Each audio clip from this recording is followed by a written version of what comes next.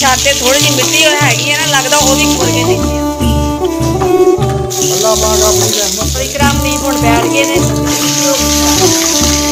देखे जी पानी पानी पंजाबी तुसीं कहंदे हुंदे जी गड़े। अस्सलाम वालेकुम बहन भाइयों, क्या हाल चाल है? मैं ठीक ठाक, उम्मीद करती हूँ कि आप सब भी ठीक ठाक होंगे, जहाँ भी रहे खुश रहे, आबाद रहे, हंसते रहे, मुस्कुराते रहे। ये हमारी आज की सुबह आज की ब्लॉग का करते हैं बहन भाई मेरे साथ साथ जो भी घर के काम हो रूटीन होगी सब बहन भाई से शेयर करेंगी। तो ये सफाई वगैरह कर लिए और बच्चे ने नाश्ता कर लिया, मैं कर लगी नाश्ता और चाय गर्म हो गई है और गैस हो गया जी बंद और ये रात रोटी गई हुई सी करते हैं जी नाश्ता। नाश्ता करना है उसके बाद जाना निकल स्कूल। हाँ जी सलाह भेजा सी कि इन्होंने कोर्स देना वो स्कूल चक्कर लाओ नवियां किताबां ते मैं फिर नाश्ता करके पता करते हैं अज कोर्स मिलना वा या किलो मिलना वा कि कहने टीचर ठीक है। हाँ जी करते नाश्ता। इकरा और मनीब चीज़ लैके आए बंटियां अच्छा किन्ने छोटे छोटे हो गए ने आ इन्हों के कागज़ ने तो इन्ने वड्डी होंदी बंटियां काफ़ी ज़्यादा होंदियां सी। हाँ जी बस हर चीज़ तो महंगाई हो गई है जी, हर चीज़ ही महंगी हो गई है। 5 रुपये वाली चीज़ 10 रुपये की और 10 रुपये वाली चीज़ 20 रुपये की। हुण तो बच्चे भी कहते मम्मा 10 रुपये की चीज़ नहीं आती, फिर दुकान वाले कहते भाई 10 रुपये की चीज़ 20 रुपये की है। 10 रुपये दी वही मैं कह रही भी की मासा कि जिन्नी चलो खाओ चीज़ तो खानी है ना बच्चों ने। चलो अरबी की तैयारी करो। आ रहे हैं बारिश हो रही है सोहना मौसम लगे दिया है गर्मी का मौसम है ना गर्मी की बारिश। मम्मा जी फिर अब गर्मी आएगी ना? हाँ जी हम गर्मी आनी है और सर्दी खत्म है सर्दी गई अपने घर आ रही है जी गर्मी और माशाल्लाह रह गए जी 2 दिन रमजान शरीफ से रात पहला रोज़ा है अज बोधे और रात में दिन गल गए सी मंडी करके आए ने गड्डियां लोड करके आए दियां खरबूजे दियां और सुते हुए एक रात लेट आए सी। मैं तो कहनी मैं उठानी उन्होंने कहनी है कि 2 दिन रह गए माशा रमजान शरीफ से राशन का की करना वा किलो किलो आटा लियाने भी एवं गुजारा करना या किसी को उधार ही पैसे फड़ लो जो राशन से लियाइए मतलब भी रोज़े तो लखा कर मैं सारे रख दी रोज़े तो मैं रखने हैं ना चलो मेरा तो कोई इंतजाम करके दो चलो भाव किसी को पैसे फड़ लो। बारिश हो रही मैं उठानी है ना मोटी मोटी बारिश गर्मी में बारिश ना नहाने भी मज़ा आता है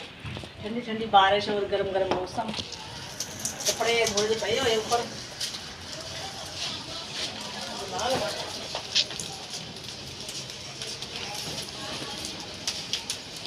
मोटे कपड़े तेज हो गई तो जी बारिश पै रही है और बच्चों के मज़े हो रहे नहा रहे बारिश के विच। अंदर आ जाओ मौसम नहीं है बारिश नहाने का अंदर आ जाओ बारिश इंजॉय हो रही है जी कितने खुश बच्चे बारिश च मोटा मोटा बारिश एवं जिमें ना वो पैन दी बर्फ मोटे मोटे गड़े नहीं जिमें पेंदे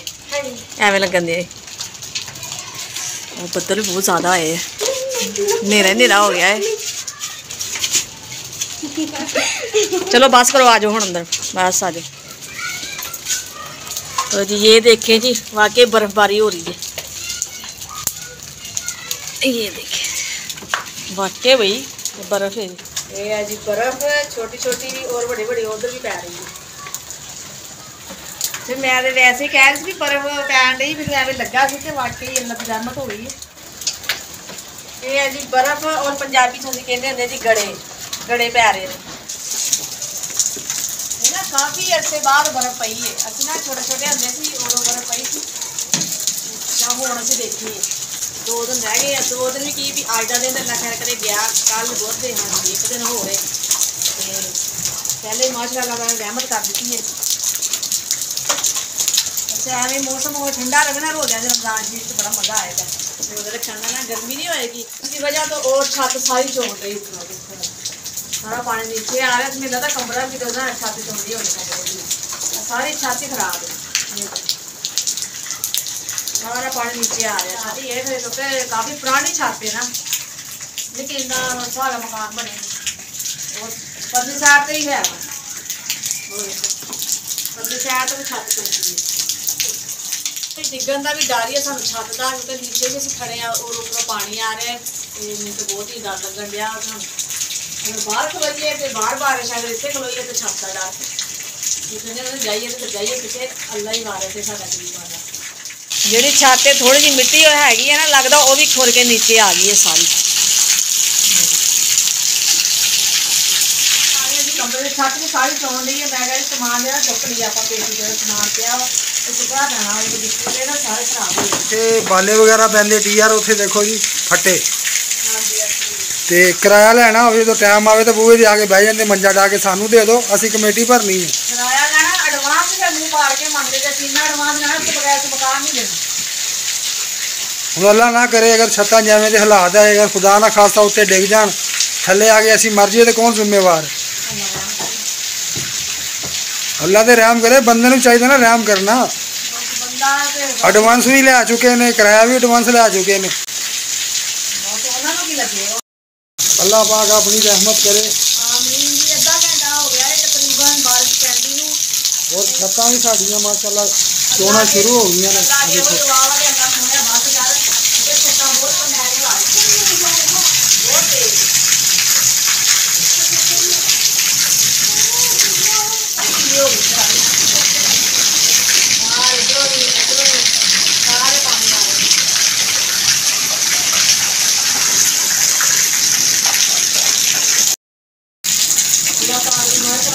बारिश हो रही है तो अल्लाह ताला अपनी रहमत रखे सोने 2 घंटे हो गए लगातार बारिश हो रही है हजे भी मुसलसल कह रही है मैं कहती लाल लाल पानी में कभी जहाँ पर जमा हो ये बाद चो भी हो जाएगा छत्तां तेरियां उवें दी है कि अल्लाह ना करे उत्ते आ जाए छड़ दे झाड़ू पानी कभी जाओ ना नाल नाल निकल जाएगा खुद ब खुद ही निकल जाएगा छड़ दे रहन दे अल्लाह ताला जो कहने अल्लाह सोने बस कर जा ऐसी बहुत अपनी रहमत चाहिए है लेकिन बारिश ऐसी बहुत है हो रही है क्योंकि छत्ता बहुत ही कमजोर है इसे बात करेंगे वाकई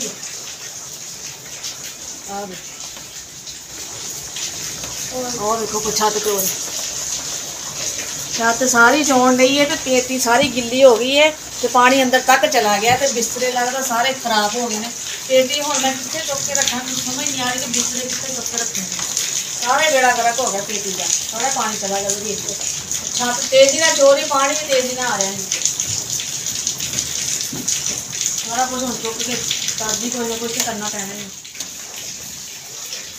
हूँ मैं बाहर ना किचन से छापर पाया से वो ला के नहीं आई है मैं किचन में रहन देने पेटी से कुछ ना कुछ करा मेरा इंतजाम और तुम मैंने ड्रमी थले ला दो मेरे ऊपर पावा सारा गिला हो सारे पानी में जा रहा है ये पानी चला गया पेटी दे अंदर चला गया पेटी दे अंदर खराब हो गया सारा कुछ फिलहाल छापर दे पाओ ना दे चीज साडी खराब हो गई है तो लाइट भी नहीं है नेरे में पता नहीं लगन दिया पानी किधर किधर जा रहा है तो कड़ी क्या खराब हो गई ये लगदा नहीं पा दिता है पतीला है कि रख दी है पानी तो डिग रहा ना रखा नहीं कड़ी जगह पे पतीला है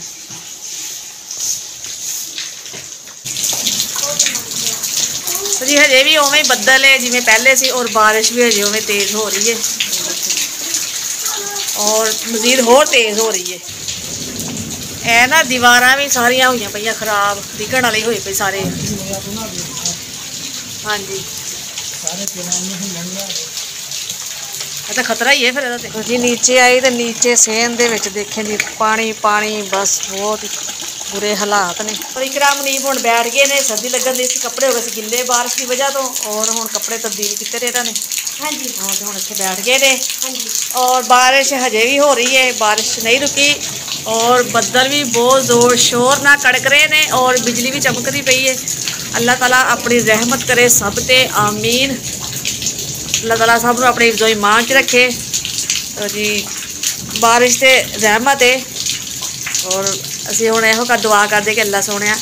बारिश बहुत हो गई है तो बस कर छत्तां बहुत कमज़ोर ने मकान बहुत ही खस्ता हालत है